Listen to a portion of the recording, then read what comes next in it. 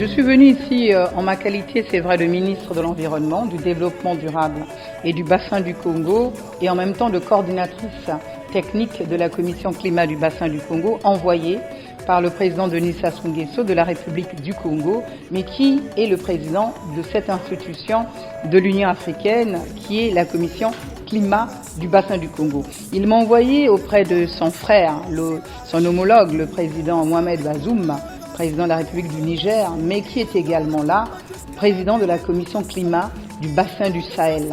Aujourd'hui, nous sommes à la veille de la COP 27 qui se tiendra en République arabe d'Égypte et il nous faut parler d'une seule voix. Et donc dans le message du président de la République du Congo, ça a été peut-être de partager cette volonté de parler d'une seule voix des États africains, des 54 États africains que nous retrouvons au travers de 3 commissions dédiées sur les questions de changement climatique. J'ai évoqué là 2 commissions, mais il en manque une 3e, celle des États insulaires, la commission climat des États insulaires qui est présidée par la République des Seychelles. Et donc, veille de cela, nous avons porté des messages au président Macky Sall de la République du Sénégal, qui est le président également en exercice de l'Union africaine et qui endosse, et ça sera sous son égide, que les 3 commissions sœurs donc, porteront donc, ces problématiques à l'occasion d'un grand événement parallèle qui se tiendra le 8 novembre à Sharm el-Sheikh. Il y aura donc l'ensemble des chefs d'État à la tête des 3 commissions sœurs. Nous aurons les partenaires de l'Union européenne, nous aurons les partenaires des Nations unies, nous aurons les Américains, nous aurons les Français, nous aurons la francophonie, nous aurons l'outil de gouvernance du climat des Nations unies, la commission cadre, la convention cadre pour les Nations unies pour les changements climatiques. Et donc, nous allons donc avoir également l'Union africaine, comme je l'ai dit d'entrée de jeu, qui porte donc cette problématique. Et n'oubliez pas qu'aujourd'hui, on ne peut pas faire sans l'Afrique. L'Afrique est la solution aujourd'hui de l'humanité. Pour ne pas que le vivant disparaisse, nous sommes de bons élèves de l'atténuation. Lorsque j'évoquerai le bassin du Congo, vous connaissez le bassin du Congo de par sa superficie étant le second après le bassin de l'Amazonie. Mais ce que l'on ne vous dit pas, c'est que le bassin du Congo, de par sa séquestration, le stockage de son carbone, est le premier bassin de stockage de carbone de la planète aujourd'hui. Pourquoi ?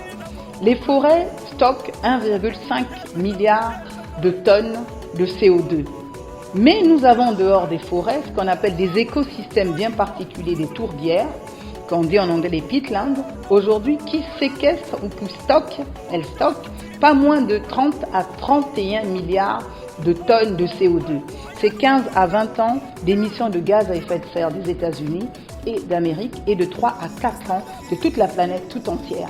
Donc vous comprenez que lorsque l'objectif de l'accord de Paris, 1,5 degrés Celsius pour maintenir le climat, la température de la planète, il nous faut le maintenir, mais sans la prise en compte de la problématique du bassin du Congo, avec ce stock de près de 32 milliards additionnés aujourd'hui entre les forêts et les écosystèmes des tourbières, on ne pourra pas, on va basculer dans l'horreur entre 3 et 4 degrés Celsius.